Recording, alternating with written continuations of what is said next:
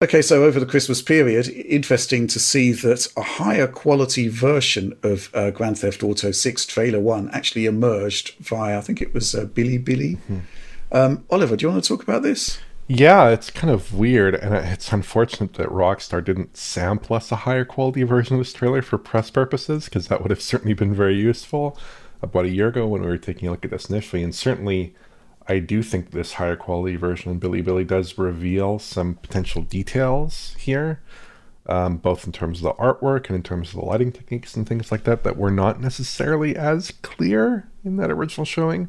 Like, I think here you get a much better appreciation of the reflections. They do seem pretty high fidelity in general.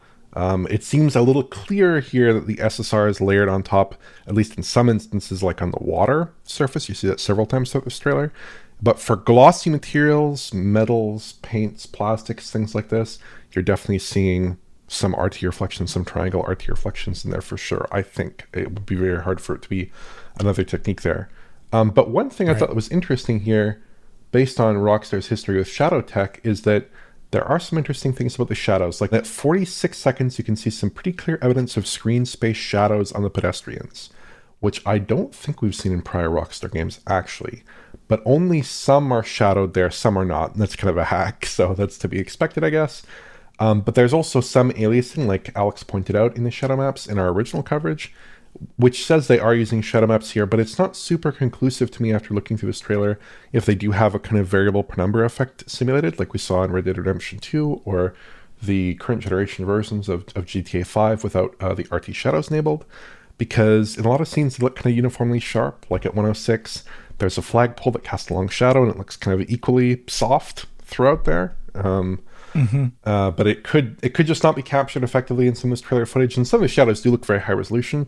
I'm just not seeing that convincing fall off effect that we saw in some of the other Rockstar titles.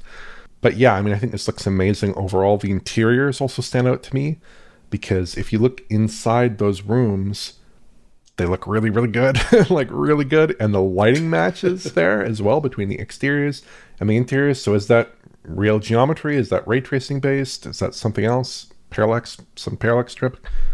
We don't know at the moment, but there is some interesting detail that came out of an earlier leak which suggested that many of the building interiors may be explorable in this game, which would indicate maybe that that's real geometry and that they are explorable in game potentially. At least some of them would be explorable in game. But I think this still looks like absolutely amazing overall. The scale, the size, the complexity of the world, the lighting, and all that incredible artistry, that Rockstar Games artistry, like even just like the curvature of the roads and the placement of the shrubs, everything just feels so lived in that artistry. It's just absolutely top notch, especially if it ships like this on PS5 and Series X. But I will say, as one kind of final note here, in 2023, this really blew me away. Like, I thought this was just incredible, and I kind of wondered how they could achieve it. But we've seen stuff like Marvel 1943 now previewed. We've seen Hellblade obviously released. We've seen Death Stranding 2 previewed. We've seen even a tease the new Mafia. And the idea of a game that could look like this on consoles with multiple ray tracing effects, potentially one or more ray tracing effects, it's not quite as unbelievable to me. But I also think that the difference there is that this game is going to push a lot of systems and open world mayhem that probably those other games will not even come close to achieving in much more static environments. This game is kind of the polar opposite of something like Hellblade, where it just is a completely uncontrolled environment potentially that needs to maintain a high performance level in spite of all of its complexity and detail. So yeah, I mean, I'm super excited to get my hands on it. Rockstar says it'll be 2025. Take-Two says it'll be 2025. We'll see about that because these games do tend to ship, and a lot of journalists who seem to have some information possibly do not think it'll make 2025. But hopefully we'll see something on it later this year outside of that initial trailer. But I do think this showing is like, it looks really, really good here, I think. It'll certainly be one of the most impressive, if not the most impressive, flat-out open world games ever released. Like, it's just looks awesome here. So, Alex, I received a message from you on Slack this morning at 8:37 a.m. Where is the GTA 6 higher quality trailer BTW? Yeah, I supplied you the link. You presumably downloaded and looked at it. I Do you have did. any thoughts? For sure. I mean, I'll echo the thing that Oliver said with 2023 watching this. I think the this is a weird thing to say, but I almost want to say like the YouTube version did it more favors because it was so hard to make out some stuff. So like Oliver was saying, he could see the places where now at a higher bit rate where the smaller scale visuals line up with expectations. So it doesn't look unbelievable anymore, but it still looks great, right? And I think that is like one thing, like obviously back in the old days, if you posted on forum, people would post their little like 230p GIFs, however you pronounce it, and be like, look at this game. And it'd be like, well, of course, if you string something down, looks pretty amazing.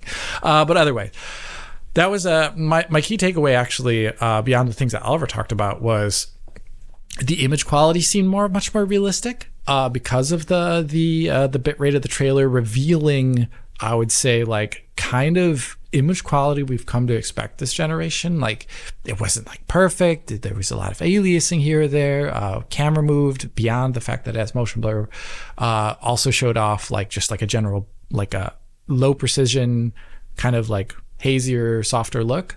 When the camera was moving, the differences between the parts of the trailer that were what I would presume are real-time rendering and the parts that weren't, aka the things that looked like they're being streamed over a phone screen in the trailer or in another image, like all the silly little interludes that show pop culture references.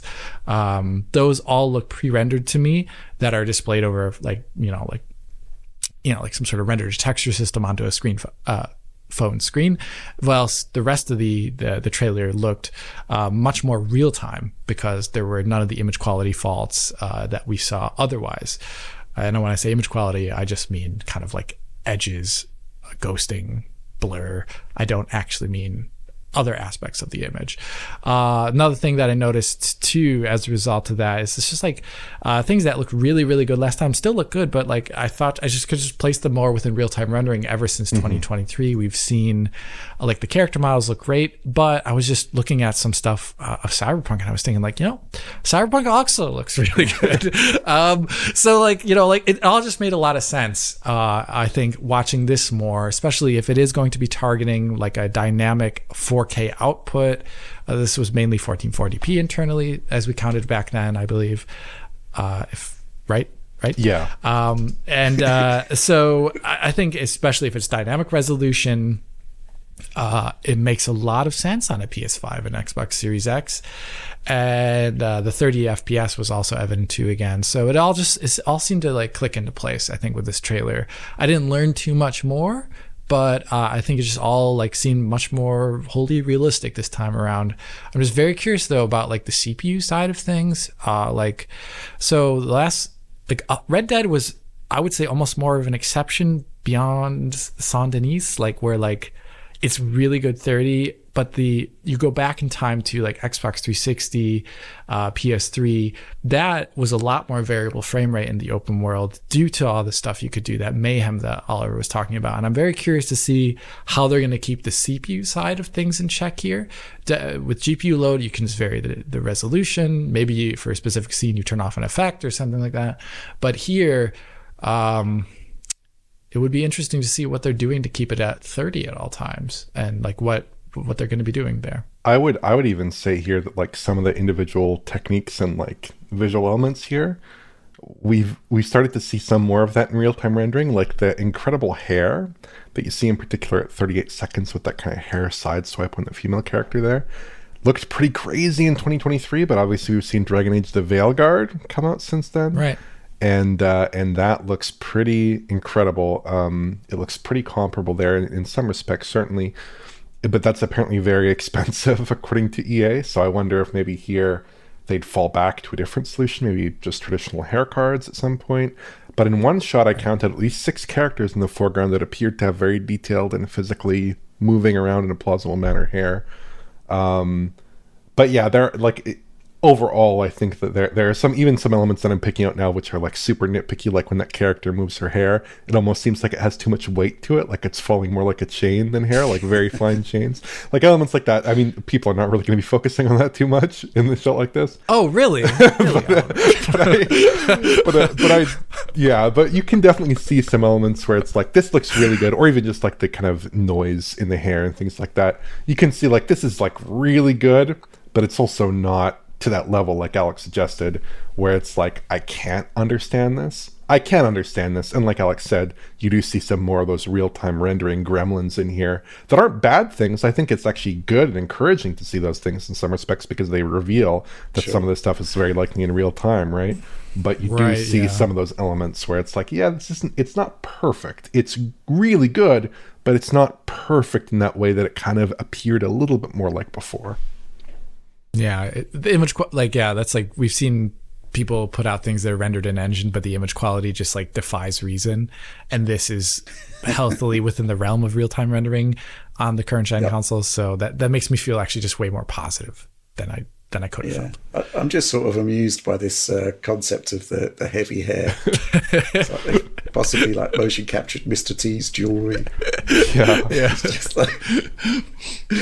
Anyway, I think basically my takeaway from this is that, come on, we kind of need to have a higher quality video delivery platform at this point. And you look at this and it does look better than the presentation that we saw. And I can only sort of imagine, the people who actually put the trailer together, all of those engineers doing incredible work. The trailer goes out and it doesn't really look like the game that they're actually creating, or indeed the trailer that they created. There's a lot of detail that's basically gone, and the amount of work that would have gone into all of that detail would have been quite phenomenal. So it is kind of bizarre. I mean, I understand that this trailer's actually been up on Bilibili in download format for like pretty much since it was released. Crazy. It's just that nobody's kind of downloaded it and looked at it. I guess we'll probably have to consider looking at that source for further trailers in future.